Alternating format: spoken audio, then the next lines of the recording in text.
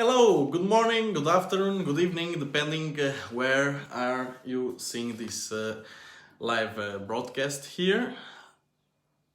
Also, I am going to upload, maybe you're seeing this video on YouTube and on my personal account on Instagram. That's why I'm doing this broadcast today, because yesterday I did also a video and I uploaded on YouTube. I don't have yet so many views as I have here on Facebook, but I'm having some views, and actually people are commenting on my videos on YouTube, and of course I'm trying my best to educate those people because they are really confused. They don't know anything about cryptocurrencies. Maybe they read some articles that I think that make no sense, or well, I'm here to try to help you to try to understand this amazing technology. And when I said yesterday that Bitcoin is going to $10,000, it's what we saw, and I explained it yesterday on the previous video, and you can see it on the feed on Facebook or Instagram or YouTube. I explained the why, but just okay, really short. Every time there is a let's say a bear market, we saw that in the last one from 2018 until last year, 2020. So Bitcoin dipped 85%. It came from $20,000 to 3,800 or 600 or 400, something like that. So it's 85. Do the math. Ethereum came from back then the all-time high 1,500 or 1,400, something like that, to $80 per Ethereum. So do the math, it's 85, 90 or 95%. And of course, are people that believe now we are entering a new cycle again, a new bear market cycle, because we've seen that from the all-time high in Bitcoin 3 months ago, $65,000 to now 30 something, and also Ethereum for 4,400, I think, all-time high 2 months ago, now 2,000 and something. If we believe that the charts or crypto markets do what they already did, so it's the way that maybe it's gonna happen. So now, why I changed the title today that Bitcoin it's bouncing, gonna bounce to 50K, because of course this is not linear. You don't go like this. Sometimes they go like this, like this, like this, or I'm gonna do it the other way, I think. Yeah, when you go down, it's better to do it this way. So you don't go directly to like this. It's high volatility. What's happening today? I didn't drink yet my coffee, my espresso. Today, here it's still morning. There is a lot of volatility. I can speak English today, what's happening? Volatility. So the markets, they dip, they bounce. So bounce means recover. So of course, Bitcoin can do a bounce, a recover to 50K, but medium long term it will go down. Ethereum the same, and X it's gonna have a new all-time high very soon to $100. Even on the YouTube someone said I'm a X-maximalist. How can I be an X-maximalist if I have on my portfolio so many other cryptocurrencies? When you are a maximalist, you just defend that coin, you just have that coin, you don't have any other coin, you're like a blind person, you don't see other projects, you don't speak about other projects, you don't try that, their solutions, their wallets, their technologies. I'm not a maximalist, ex-maximalist. I'm a maximalish, okay? Means everything that it's good technology, everything that works well, everything that has, a product market fit. Of course, I'm a maximalish on that, okay? Also, that person, it was so confused.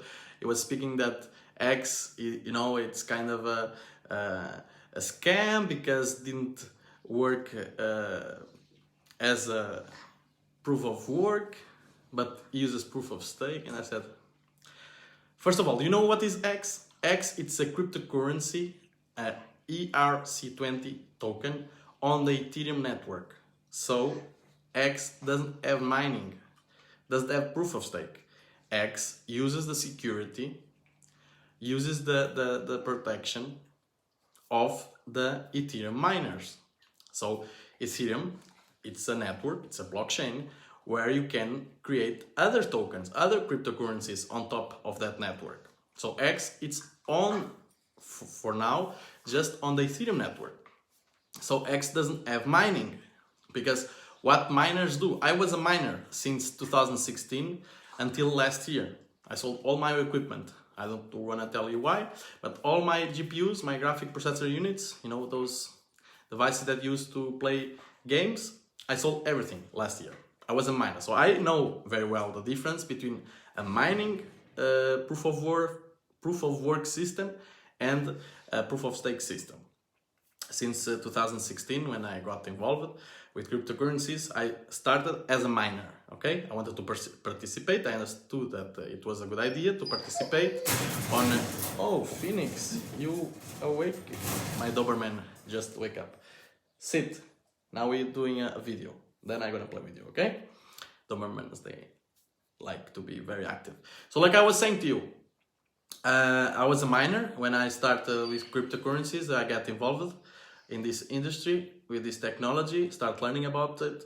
I understood that be a miner is important on this ecosystem, because we need miners to give protections and to process the transactions on the blockchain on proof of work systems.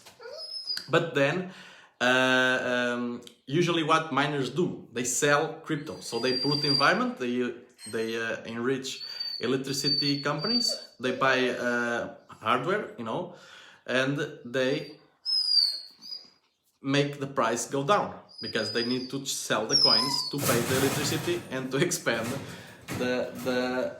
their mining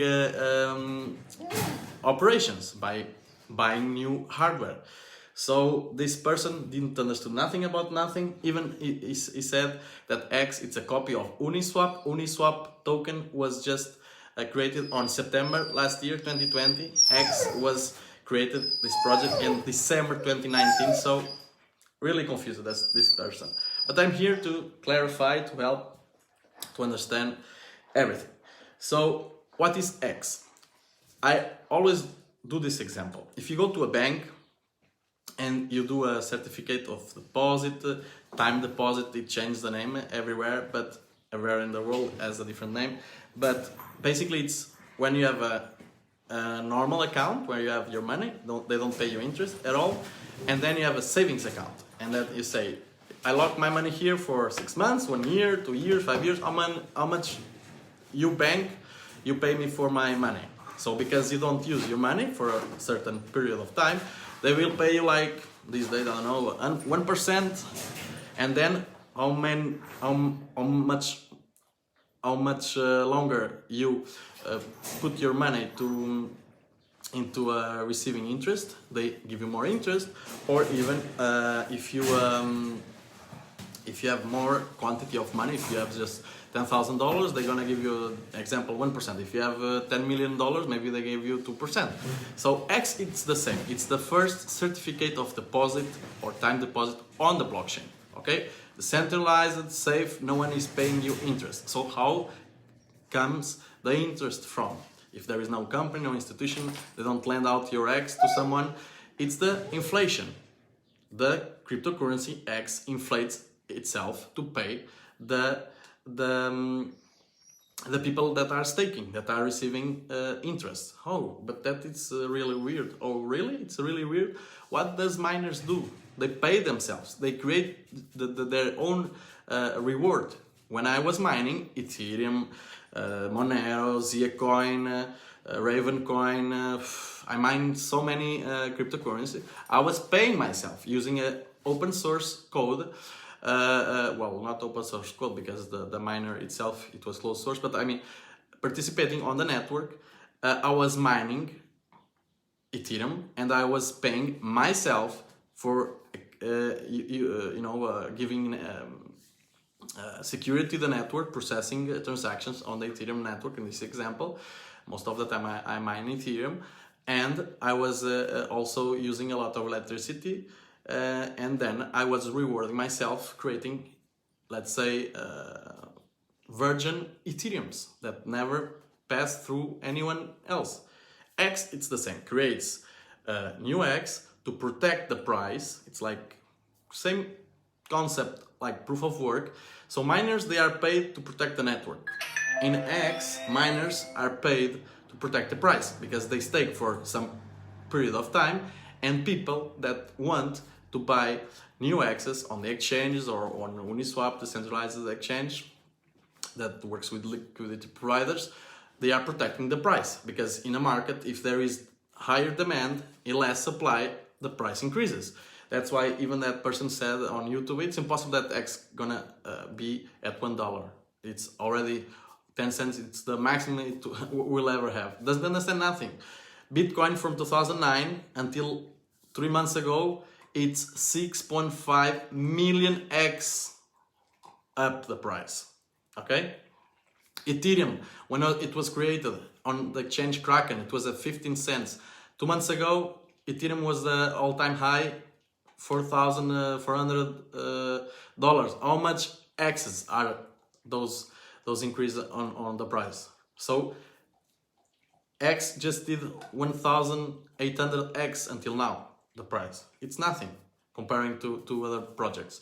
And with a new invention, that's why everything is going down, and X it's going to continuing going up, because it has the stake aspect. It has the possibility people buy, they lock their coins, and the ones that are available, if we of course if there is a demand on the market, the price just continues up, and it's a superior product. Okay. Also, with X, you can stake minimum 1 day, maximum 15 years, and the average of the term, the time that it's staked, it's 5 years. If you want to dig really deep on this statistics of X, just go to x.vision. You have all the statistics, how many new users, X Ethereum addresses are new in the project, how much are staked, how much are available, how much is the supply, how much everything. It's x.vision. You have all the statistics there. Also, when I was defending that you shouldn't trade, better hodl, and most of people that trade lose their money, and even worse, there are institutions, companies that charge you. And people, I don't know why they do this, they pay those people to learn to have the privilege of lose all their money. That exists. It's completely crazy. But also I want to address that now the fees are lower on the Ethereum network, but a few months ago when we have the bull market last year, so basically what happened, the fees were really high. I remember when I started staking my X, I paid like 2 cents. 1, 2, 3, 4, 5, sometimes I wanted the transaction faster ways, which is the unit that you pay the transaction on Ethereum. But I always paid like 1, 2 cents, never more than that. So I was doing that end of 2019 and in the beginning of 2020. But then the bull market came. Blockchains, it's the best technology for censorship resistance, but it's the slowest and most expensive technology or database. And what happened? It's open market, it's free market, it's capitalism, and it should be like this. So the fees on the Ethereum network, they became really high. So imagine for transfer any ERC20 token, you pay like $25-30. To do a Uniswap, on Uniswap you pay like 150, 200, 250 euros. Even Vitalik, with a new upgrade on the network, increased the S load. Well, this is, I'm starting becoming very technical. Most of you don't understand this. I don't need to explain this, but X contract, smart contract, it's very gas efficient. But when you open a stake, or when you end a stake, you need to pay the transaction. You need to pay the gas, and they increase on the network, the Ethereum network, that prices. And what happened? It is that Mr. Richard Hart, the founder of X, what he did, it was that he's forking the Ethereum network. What is a fork? Basically, imagine you have an Excel spreadsheet with two columns. One is your public addresses, your account numbers, and the other, it is your balance. Okay? When you do a copy in a photocopy machine, what happens the other side that gets out? Copy. So basically, pulsechain.com, it's a copy, a fork of the Ethereum network, but doesn't use any more proof of work. It's gonna use proof of stake. I don't gonna explain what is that, but just to understand that it's a new blockchain where all the ERC20 tokens, that means the tokens that are on the Ethereum network, even Ethereum, if you have, you're gonna have the same on the Pulse chain blockchain, in a Pulse chain network. That means that your supply, not your supply, but your coins will double into different networks. So you have X on the Ethereum network, you have X on the Pulse chain. Oh, but why two networks? Why X on the Ethereum network and Pulse chain? Why don't kill the contract? Because it's censorship resistance. You can't kill the contract. You can stop the contract. It's unstoppable. You know, the founder of X can die. X.com can go down. There is other options that you can interact with the smart contract. Blockchain technology, it's decentralized. You can't stop. You can't kill a contract. You can't do nothing. Okay. Unless you have admin keys and other stuff, which X doesn't have because it was developed the proper and right way. Okay, so what happens? It's you're gonna have two networks. You're gonna have your X, let's say PX to identify as Pulse X, okay, on the Pulse chain, on the Pulse network, and they have X on the Ethereum network. Oh, but now which has the same price? No, because it's a new market. You will need to discover the price on that market. Of course, we don't know the future. X on the Pulse chain gonna have the same price on the Ethereum network? I don't know, less, higher, we don't know. But of course, probably it will have a higher price because Phoenix, Santa, Linda. I said sit to my Doberman in Portuguese because she understands Portuguese. Well, like I was saying, the price of X, I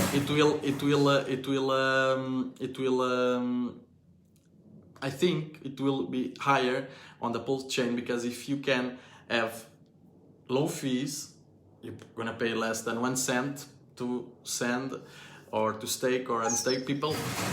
Maybe we'll use the X version on the Pulse chain. But if they still prefer to use the X on the Ethereum network, the price is going to be higher. Even if the price is lower on the Pulse chain, you're going to have free money, okay? And also Ethereum Pulse for free, and almost all your ERC20 tokens you're going to receive on that new chain, okay?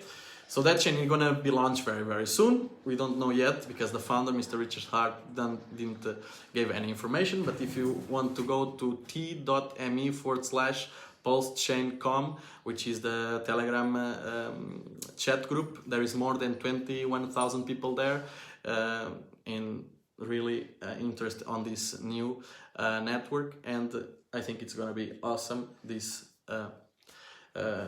new project, PulseChain. Because like Ethereum started with 15 cents and 2 months ago it was $4,400, so it's, you know, higher appreciated.